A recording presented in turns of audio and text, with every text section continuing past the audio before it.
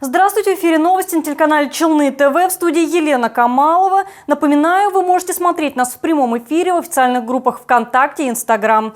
Перейти в социальные сети можно с помощью QR-кодов, которые вы видите на своем экране. А сейчас вашему вниманию краткий обзор основных тем. Ради детей готова на все. Скандально известная челнинка выставила на продажу собственную почку. Бассейн, массаж, ЛФК, специальное меню. Как врачи, перенесшие коронавирусную инфекцию, проходят постковидную реабилитацию. Их работа опасна и трудна. 6 апреля свой профессиональный праздник отмечают сотрудники следственных органов МВД России. Подробности в материале Валерии Новожиловой. Тантана-2021. Актер Набережно-Челнинского татарского драматического театра выиграл престижную республиканскую премию.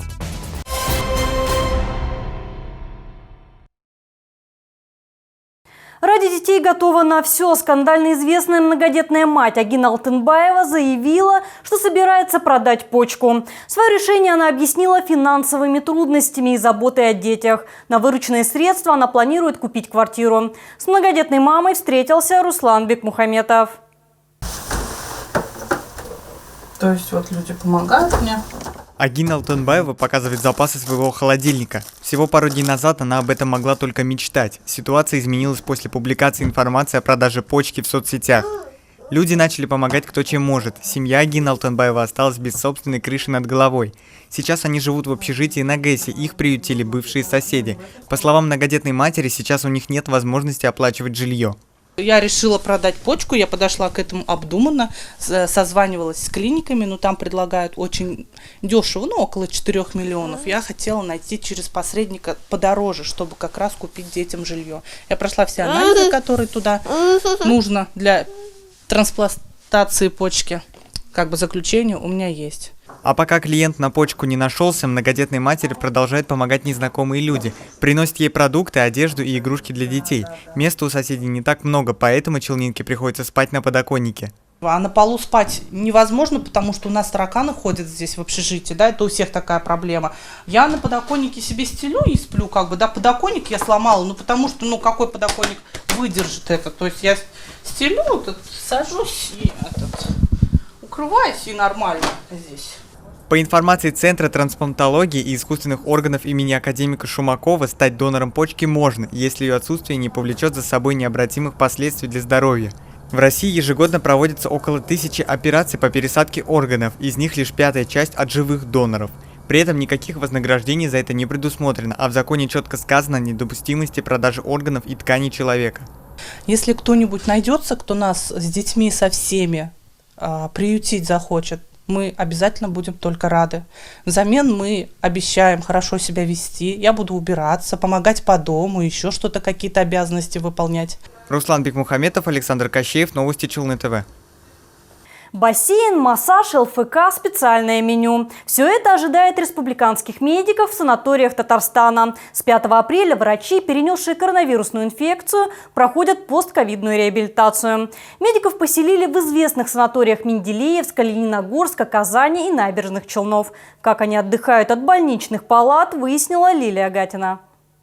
Сегодняшнее утро для Раисы Асабиной началось без привычного белого халата. Вместо униформы спортивный костюм и удобная обувь. На протяжении недели челнинка будет проходить постковидную реабилитацию в санатории «Жемчужина» в Набережных Челнах. По словам женщины, она отдыхает здесь не впервые. Поправляла она свое здоровье еще в 2006 году. Все понравилось, поэтому решила вернуться именно сюда. Я уже успела на массаж сходить, на завтрак сходили, ЛФК прошли.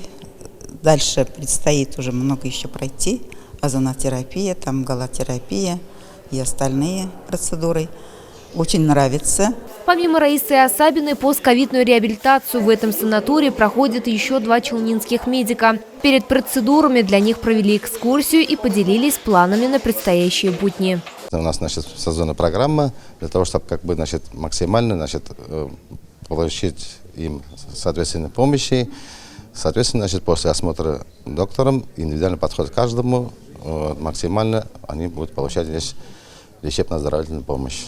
Что касается питания, практически у них питание в зале повышенной комфортности, соответственно, размещение также номерах повышенной комфортности, поэтому они очень довольны. Путевки в санаторий получили 44 врача из 17 районов Татарстана. Все они старше 65 лет. Их общий медицинский стаж составляет около 2000 лет. Медработники получают реабилитацию в рамках благотворительной акции «Спасибо, доктор», инициированной Государственным советом Республики Татарстан. Лилия Гатина, Сергей Вильданов. Новости Челны ТВ. Прокуратура выяснила причины потопов на дорогах и во дворах города. Согласно результатам проверки надзорного ведомства, с большим количеством талой и дождевой воды не справляются ливневая канализация. Причиной такой проблемы стало ненадлежащее состояние и содержание дождеприемников. По итогам проверки прокуратура внесла в адрес руководителя исполкома города представление об устранении нарушений и привлечении должностных лиц к дисциплинарной ответственности. Прокуратура набережных Челнов провела проверку соблюдения органами местного самоуправления правил благоустройства. Установлено, что на значительной территории набережных Челнов при таянии снега и выпадении осадков ливневая канализация с объемом воды не справлялась, из-за чего происходило подтопление. В настоящее время акт прокурорского реагирования находится на стадии рассмотрения. Местные власти принимают меры к устранению выявленных нарушений. Они защищают безопасность и спасают жизни. Сегодня, 6 апреля, свой профессиональный праздник отмечают работники следственных органов МВД России. В этот день, в далеком 1963 году, началась официальная деятельность следственного аппарата органов внутренних дел. В Набережных Челнах в следственных органах МВД трудятся около 100 человек. И один из них – герой нашего следующего сюжета. Труд следователя – это переживание, отсутствие свободного времени и много рабочих часов. Но несмотря на все сложности, Эльвира Васильева уже 26 лет служит в органах внутренних дел. По словам челнинки, это очень интересная работа. Каждый день приходится сталкиваться с чем-то новым. Каждое уголовное дело – это как чья-то жизнь. Жизнь как потерпевших, свидетелей, также и обвиняемых лиц. И каждый раз расследует, вникаешь в их семейные проблемы, вникаешь в там вообще их проблемы, да, и где-то даже стараешься где-то что-то чем-то помочь. Работа следователя, вопреки известным сериалам, это в основном бумажная волокита. Но и опасности на пути тоже встречаются, хотя у нашей героини такие ситуации не вызывают страх. Да, хотя мы с оружием, на осмотр места происшествия ездим, там нас могут встретить совершенно разные люди, начиная от психически больных и так далее. То есть никто от этого, к сожалению, не застрахован. Но я не считаю никогда, что это опасная профессия, и за свои почти 26 лет работы я опасность в физическом плане или не чувствовала. Угрозы были в своей жизни, и не скрою, да, и немало. Но и как в кино, в жизни следователя тоже бывает. Например, история про преступницу, которая пересдавала людям квартиры и надевала парики, чтобы ее не узнали. На моей практике была девушка одна, она и была из Нижнекамска, снимала здесь квартиры, дальше сдавала уже на год вперед другим покупателям, другим, то есть снимавшим в аренду квартиры, и деньги, естественно, присваивала, а квартиры людям не доставалось. Но она это очень так изощренно делала. Парики надевала, меняла там прически, макияжи. Парики у нее были изъяты дома, несколько десятков париков, чтобы люди ее не могли узнать.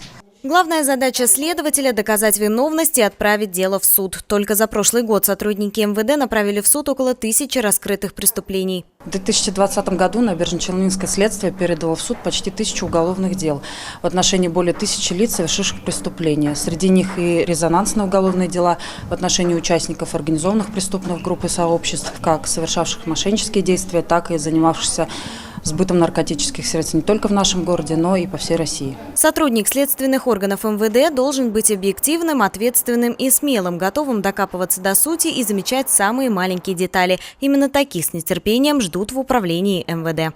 Валерия Новожилова, Айдар Мусин, новости Челны ТВ. А сейчас мы прервемся на небольшую рекламу, не переключайтесь. Сеть АЗС «Кузкей» – это отлаженная система поставок только качественного уфимского топлива. Сеть АЗС «Кузкей». Выбирайте качество.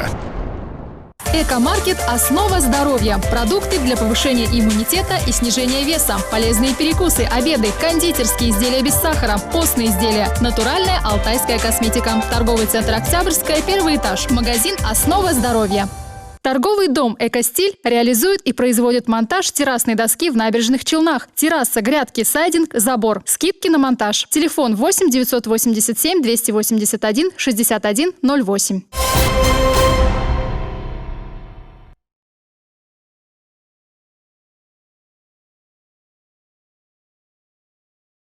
Вы смотрите новости, мы продолжаем. Набережные Челны с визитом посетил Фарид Мухаммедшин, председатель Госсовета Республики и Совета Ассамблеи. Поводом стало обсуждение развития и сохранения родных языков. В городе состоялось заседание Президиума Совета Ассамблеи народов Татарстана. До обсуждения делегация побывала в детском саду номер 111 и в школе номер 41. Руслан Бекмухаметов продолжит тему. В школе номер 41 делегацию встречали песнями и плясками. Представители различных диаспор подготовили для гостей выставку национального творчества. Наши песни очень любят здесь, не только здесь, что именно в Челнах, а везде любят. Так же, как и русские, так и украинские. Мы, братья, украинцы и россияне, никуда не денемся. Мы будем всегда петь вместе, жить дружно и никогда не ссориться. Сегодня мы пришли встречать наших почтенных гостей, показывать обычаи, традиции и культуру своего народа. Сегодня мы гостей встречали армянской свадьбой. На заседании Совета Ассамблеи обсудили деятельность муниципального образования по сохранению и развитию родного языка. Внимание обратили на работу Дома дружбы народов «Родник», деятельность которого направлена на укрепление межнациональных отношений и сохранение своей культуры. Межнациональный мир и согласие – это базовые ценности каждого народа и в целом жителей Республики Татарстан, да и страны в целом.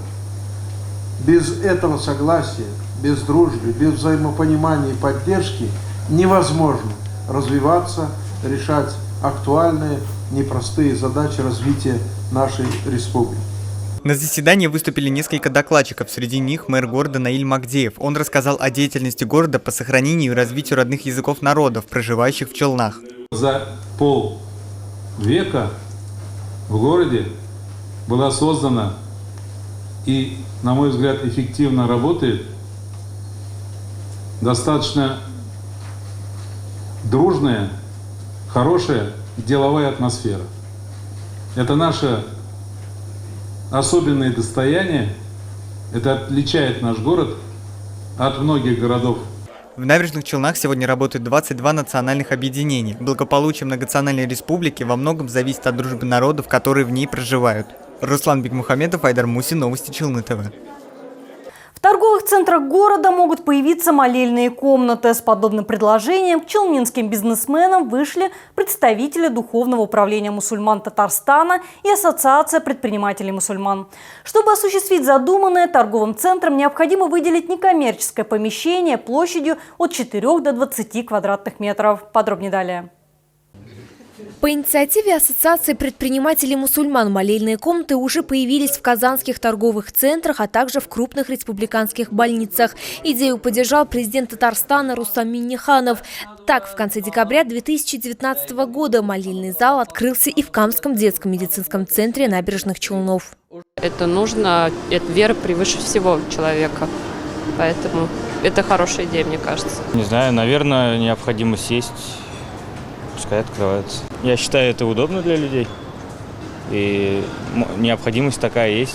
Молельные комнаты в учреждениях здравоохранения нужны, однако их необходимость в торговых центрах под вопросом, говорят челнинцы. Знаете, каждый волен свою веру выбирать и как, но и думаю, что торговый центр не место вот для таких действий.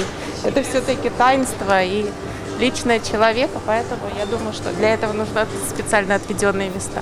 Я думаю, что этот человек не приходит для того, чтобы помолиться. Для этого, наверное, какое-то надо более уединенное место. Это мое мнение. Ассоциация предпринимателей мусульман другого мнения. По их словам, наличие молельной комнаты в торговых центрах не только повысит посещаемость, но и позволит верующим совмещать покупки с молитвами. Да, обязательно нужно, потому что это запрос наших горожан, то есть мусульман. Она во всем мире так практикуется. Особенно зимой у нас времени практически нет, намаз за намазом идет. Поэтому если мы будем иметь такие места, это будет большое удобство для всех мусульман города, чтобы в любом месте они могли прийти, и там уже совершить намаз. В настоящее время на территории Республики Татарстан работают меньше 10 комнат для намаза в торговых центрах, и все они расположены в Казани. Когда появятся в Набережных Челнах, неизвестно. Сейчас многое зависит от бизнесменов, готовы ли они пойти навстречу верующим и выделить соответствующее помещение. Лилия Гатина, Айдар Мусин, Новости Челны ТВ. Актер Набережно-Челнинского татарского драматического театра имени Аяза Гилязова стал одним из лучших в республике. В Казани прошла церемония награждения театрального конкурса и премии Министерства культуры Татарстана «Тантана-2021». Венер Файзулин выиграл в номинации «Дебют». С актером встретилась наша съемочная группа. Венеру Файзулину 20 лет. В Татарском драматическом театре он проработал всего 1 сезон. Актерским мастерством начал заниматься еще в детстве, благодаря маме, вспоминает Венер Файзулин. До этого увлекался спортом, но в какой-то момент променял лыжи на пару палок колбасы. С этого момента и началась его театральная карьера. У меня мама преподавала музыку в школе. И она предложила мне на конкурс, районный конкурс, назывался «Долг, честь, Родина». Я туда поехал, я место не занял, я обратно уехал. А я на то время люблю колбасу. Она мне говорит, если первое место займешь, я тебе 3 палки колбасы куплю, второе место 2, третье место 3. Я поехал, 3-е или 2-е место занял, мама мне все равно 2 палки колбасы купила. Премия «Тантана» присуждается за творческие достижения в области театрального искусства. Венер Файзулин выиграл в номинации «Дебют». Актер сыграл в спектакле «Город Брежнев», постановка о перестройке. Его роль – парень по имени Артур Вафин, которого постоянно преследуют проблемы в семье, с друзьями, в любви. Актер признается, герой чем-то похож на него. У него еще не так много ролей в нашем театре, у него всего в 2 спектаклях роли. Несмотря на это, он уже проявил себя с очень, так скажем, яркой, хорошей стороны. Как партнер, я могу сказать, что у него очень большая отдача идет. Премьера спектакля «Город Брежнев» состоялся 28 декабря. Постановку поставили по роману Шамиля Идиатуллина. Спектакль получил признание среди зрителей и критиков. Выбран материал не просто так. В этом романе рассказана история города Набережных Челнов, охватывающего 80-е годы. И также это приурочено и к юбилею ТССР, 90-летию Набережных Челнов. Ну и это какое-то такое перерождение татарского театра. Церемония «Тантана» прошла в Казани в 10-й раз. Всего оргкомитетом было рассмотрено 67 заявок. Лауреатов конкурса определили в 11 номинациях. Айгуль Низамова, Айдар Мусин, Новости Челны ТВ. А сейчас с новостями погоды вас ознакомит Ольга Гайдабура. Сразу после них вашему вниманию новости на татарском языке.